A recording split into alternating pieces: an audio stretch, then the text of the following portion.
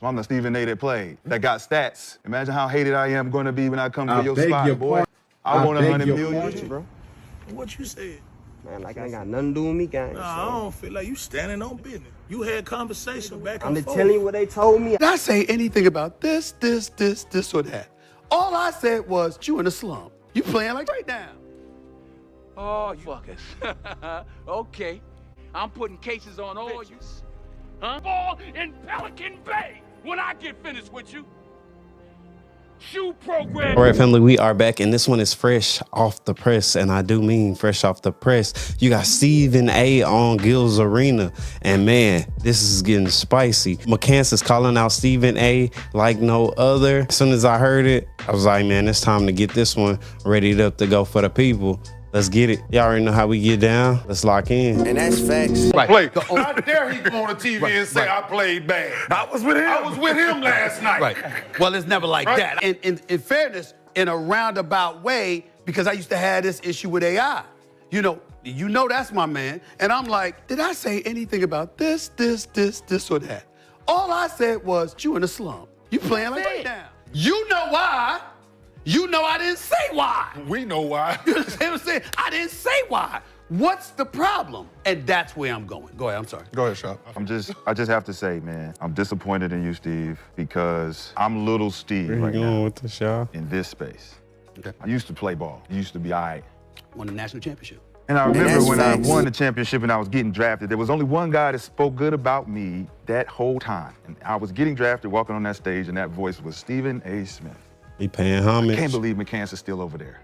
Or is he? National champion. He gave me a whole monologue about when he gets to Minnesota, he plays next to Kevin Garnett, he gonna tear it up. All he gotta do is show up. Now I'm looking at this space. The only thing that disappointed me was what happened the other night. And you held this standard of being a strong stand-up, stand 10 toes no matter who come at me, and you've always done that. And I think that I presented myself as the same type, and I think they're scared of me because your only flaws. My bad. Yeah, I have, but he just sliding them out on your boy. I mean, hey, yo! oh damn. That you didn't play. Guess what I did? So I'm the Stephen A. that played, that got stats. Imagine how hated I am going to be when I come to your spot, boy. I want 100 million. Boy. I beg your pardon. You're gonna learn today. So you can't be bowing down to no king. We going to conquer. So let's talk about that real quick. Sure. But by now everyone knows about the situation with you and LeBron. That's the biggest shit I ever seen. All right, so with McCants, is McCants justified? What were you expecting for LeBron James to respond with if Stephen A. had chose to do a different option? He could have just said, last time I checked, this was my mouth. Shots fired! But I'm pretty sure he did say the right thing. You know what I'm saying? And that's facts. Let me get to this. It's fun. By now everybody knows about the situation you and LeBron. Last Thursday, Knicks-Lakers game. I don't know who you are. Wait a minute. Wait a minute. What's going on, man? In Staples Center, during the stoppage and play, we've got the video as a reminder for viewers. During the stoppage and play between third and fourth quarter, LeBron pulled up on you, wanted some smoke with you. Yep. Brief interaction. Obviously, LeBron took issue with things that you have said, particularly about him and Bronny, right? So here's the clip. It was very quick. Tried to get deliberating. I hope the legends he got at least Man, it's crazy. close to what happened. But I want to expand it forward to the Lakers-Celtics game on Saturday. Before the game, the ESPN Twitter account posted a clip of Richard Jefferson and LeBron talking before the game. The legends see once again on it. They seem to be talking about that situation that went down on Thursday during the Lakers. Obviously, Lakers won that game. You were there. You saw Luka out there cooking LeBron as well. But that's neither here nor there. All right, man, y'all see that exclusive right there? Shots fired! It's all good. You addressed it on Friday, first take, and on the Stephen A. Smith Show, your podcast on YouTube. You addressed the LeBron and RJ exchange on Monday on your show. So what do you make of LeBron confronting you in the aftermath of that situation? I thought it was weak.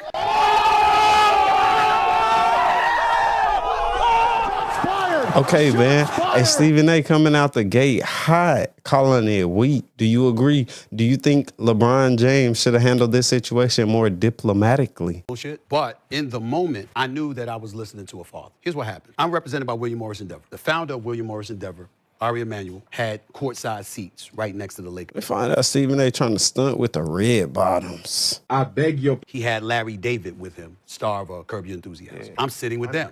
I get there in the first quarter. I'm sitting courtside, and I stand up, and then I got my head turned. And then I turned back around, and a lot of people thought this was the end of the game or something like that. This was in the third quarter. Apparently, LeBron had walked out of the timeout, and I turned around, and he's right here in my face. He said, yo, you got to stop talking shit about my son. All right, boss, I'm here. Okay, the target is really simple. You see that wrist short over there? touch it. That's my son. Wait, I hear a shot. That's my son. That's my son. And I was like, what? He said, nah. I said, yo, let's talk later. Not that. Nah, you gotta stop with my son. And I said, all right, though. And he walked off. So I remember during a timeout in the Did LeBron hit Stephen A with? first quarter, seeing Bronny look over at me, and he had this sad look on his face. And I'm imagining Pop saw it hit him, and he couldn't hold it, and he rolled up on me. And so when I went on the air the next morning, first things first, believe it or not, I know this is shocking for people to believe, but I didn't have any intentions on talking about it until I woke up that morning and saw that the shit going viral. Once the shit going viral, the bosses at ESPN, now you got to talk about it. This is you and him. You got to talk clear about the it. air. I said, fine. So I go on the air and I said, the first thing that I'm going to do is establish that this was a father talking to me, not a player. Okay. How y'all feel about that? Stephen A had to lay it out on his head. And that was what threw me off. And I was glad, even though I thought that he misrepresented the argument, I was glad he did. Because you see, what he was really talking about, which was confirmed with his conversation with Richard Jefferson, is that I was talking about him as a father. And so what happens is that had he said that to me, then I wouldn't have been thrown off. I'd have came right back at him. Yes, I was. I was talking about you did this, which I'll get to in a second. Oh, my. But because he didn't do that, I said, fine, you let it go. Mind you, I just agreed to my contract. Of course, that day was when it was announced. It's all over, everywhere, right? It's a nationally televised game. The cameras are rolling. And I'm like, if I do anything, this is going to be a scene. Now, we can sit up here in front all we want to and act like we don't work for somebody. Damn it, I work for Walt Disney. And if I had gotten into some shit with him at courtside right there at that moment, no matter how right I would have been, it would have been wrong. Wait a minute. Wait a minute. And I was like, I'm not going to do this. But once I saw the tape of him talking to Richard Jefferson Saturday night in Boston, that was when I got really pissed because that was confirmation. Now let's get to the father thing. And I'm so glad y'all asked me about this shit because all I would ask is that I've been around for 30 years. Tell me the parent that said they heard me talking about them. I've never done it. What happened was, this was the one that Hey, man, Stephen A straight up out here like, Stop it. Get some help. said, you want me, draft him. I'll come play anywhere he's at. It ain't even about the money. This man is the one who said he's better than some of the NBA players are right now when he was in high school. Shots fired! Shots If you go back fired! and look at the tape, back then I said, stop. You can't do this. If you do that shit, you're bringing more pressure on your son. LeBron, stop. I said it then. This is before he got drafted.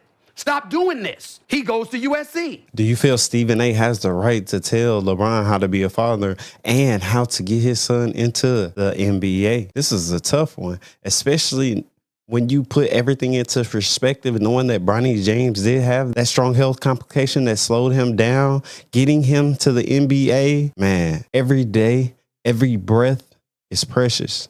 So something to consider. LeBron just wanted to make sure he got there. Didn't want to waste any time. He got the heart ailment. I'm like, thank God he's okay. He gonna be all right. But I'm not gonna go see him at USC, just like I didn't go see him at Sierra Canyon because like, I ain't see Melo's son. I heard your son is all world. I ain't see him. Your son, I never saw these guys until they came pro because I know. No, it's not that. Okay. I know that because of who I am and what I've established for myself in this industry, if I walk into an arena, everybody is looking for me to critique that person. And I don't want to do that. Hey, Nick always got to interject himself into the conversation. Because they want to come up. I'm not covering college. I'm covering pro. And they kids. Huh? They kids. Well, I'm saying, but if I was a college reporter, then I would have had to. But I wasn't. So why am I going to be there? I didn't want to put that extra pressure. So I never went. I went on national television and announced to the world, I'm not going to see him. He goes to USC. I'm not going to see him. It's too much. It's too much. And then now he's got to overcome this heart ailment, so I can't judge him. But then they said, oh, he's going pro. So then once you say he's going pro, okay, you're talking to the scouts and the evaluators and everybody else. Yo, man, this is them.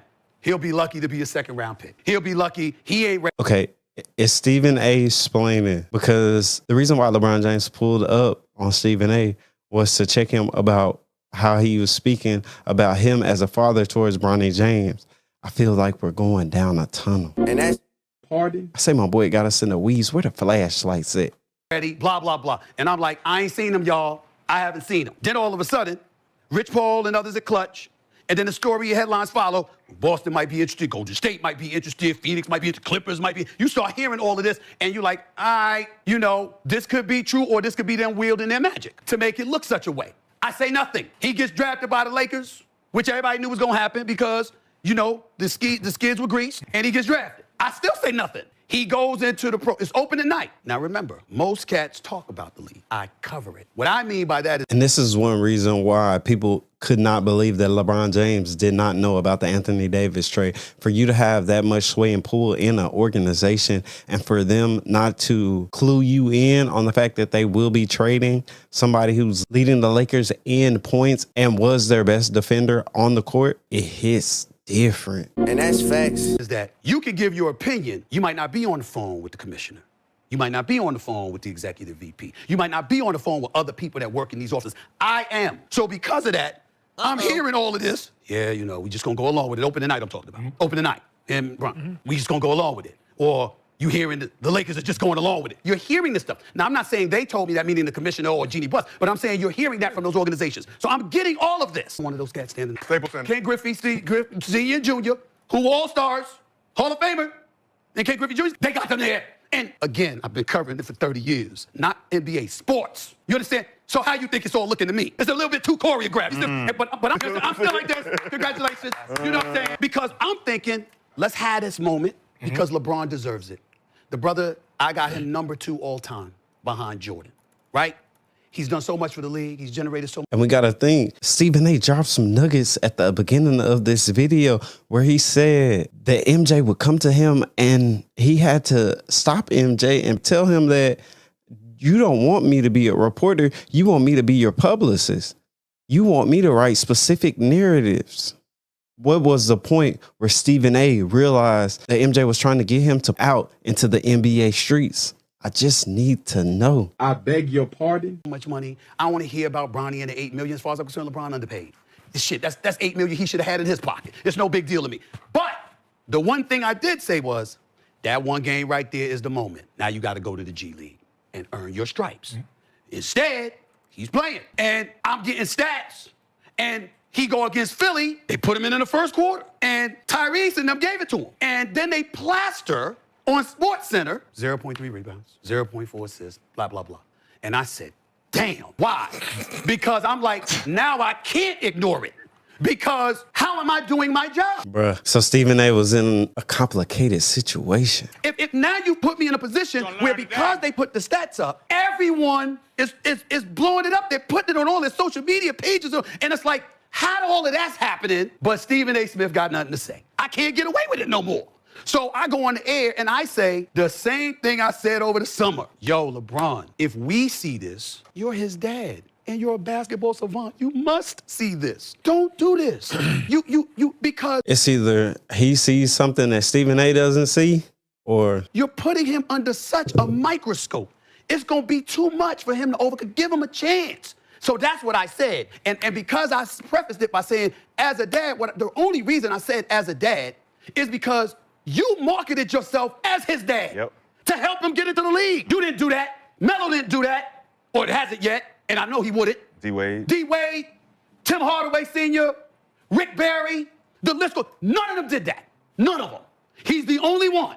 And I said, yo, that's why I'm saying this to you. I don't want to do this. I'm be saying it. I know your intentions are honorable. I know you don't mean harm. But there's some vultures out here, and they're going to come for him. And how many times over the years, to get to your point, in terms of what you asked me about what you expect from me, Stephen A., blah, blah, how many, find the brothers in the industry that will tell you, it's tough. I did not give them a lookout. I go up to them all the time, yo, come here. I'm not going to be able to help you if you ain't stop this shit right now because it's coming. That, to me, is where I reach back and I pay back. By giving cats the heads up of the minefields, because I've been here for 30 years. I got fired, I lost my job, they thought my career was over. I've been through all of this, all of it. And I'm like, yo, I know where the minefields lie. And I'm telling you what's coming. And then this go down, and everybody act like I never said none of this. I'm like, I said this up. Because if you go, it's all on tape. If you go back, I gave the heads up. That's too easy for people to do. That's too easy for people to do. Right. So we shouldn't uplift our kids? Like, we can't I'm sorry, I couldn't hear you. You said what? We can't uplift our kids? We can't say he's better than some of the players in the You gotta be truthful. What you mean truthful? It's my son. I don't give a fuck. But it's my son. Your son suck, he suck. No. Yeah, I understand. Listen, you can be that dad, but you made it to the high. You're not trying to live, but you're not trying to live. You're not trying to. He don't suck. You're not trying to live vicariously through your son. I'm seeing something that y'all seeing now, and I seen it. So I'm not saying Bronny suck, but you just you can be that. Listen, I coach Little League rec girls basketball, right? All right, family, I appreciate you for spending this time with me. And Lockbox Nation, we are signing off your station. Shout out to the subs who always show love. And if you need some more content and you want to help your way out, check this video out right here. Keep you engaged. Hot tea, I promise. Holla. And that's facts. Shots fired! Yeah. Shots fired!